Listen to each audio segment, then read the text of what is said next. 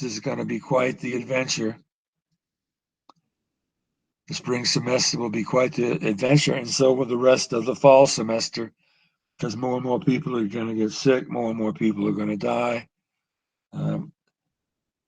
Countries where the vaccination rate is very high are controlling COVID. We're not. Okay, let's go back to the PowerPoint. Move on. Neuronal pools means that nerves diverge and they converge. So multiple neurons can spread information from one neuron to multiple neurons. Several neurons can send information to one neuron. This happens with the eye, with hearing, where this convergence and divergence of signals allows for sight, allows for hearing, for taste, and so on. So these are processes where one neuron sends information to many, several neurons send information to one. As a picture of convergence and divergence, just understand that concept in general. A synaptic terminal releases a neurotransmitter to the postsynaptic cell membrane. There's a brief change in opening of channels in the postsynaptic cell.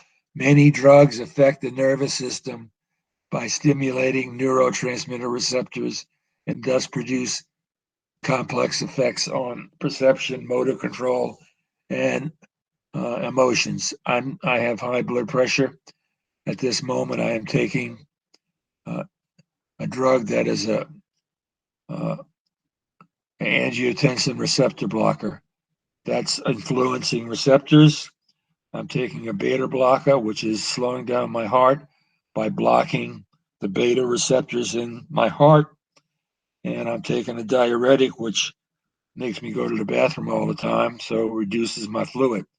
But two of the drugs used to treat my hypertension are influencing membrane permeability and when sodium moves out of the cell, into the cell, and potassium moves out. So many drugs, such as antidepressant drugs, are going to influence.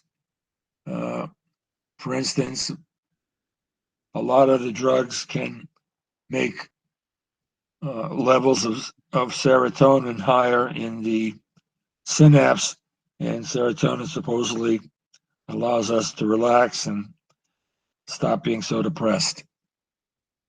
So the use of drugs to affect the nervous system by interacting with neurotransmitter receptors is very, very, very, very useful. Okay, the meninges of the brain are the layers that protect the brain in spinal cord. We have the tough mother, the spider covering, and the delicate mother. So that's three layers that surround the brain and spinal cord. And the purpose of these tough layers, where cerebral spinal fluid can flow in the arachnoid space, subarachnoid space, and the pia mater is a very, very thin membrane that covers directly on the nervous tissue. So if we look at a diagram, the cranium is the skull, and underneath that is the dura mater, and then the dural sinus, the inner layer of the dura mater, the arachnoid layer, and the pia mater.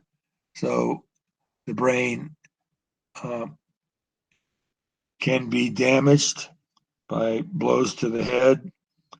That can happen in many ways. So the dura mater, arachnoid layer, and the pia mater are all there to protect the brain from blunt force. If you apply enough blunt force, you usually kill a person. So know the location and of these three layers. Know that in the arachnoid layer and so on, it's where you can have flow of cerebrospinal fluid. Okay, so, in the spinal cord, you have epidural space, and again, you have the dura, arachnoid, subarachnoid space, and pia mater, the sweet mother or a nice mother. And the epidural space is if you're having a baby or you're having back surgery, you may get anesthetic injected into your epidermal space so that pain can be blocked. Okay, let's stop there for today. Let's go ahead and go back here and stop recording. Stop.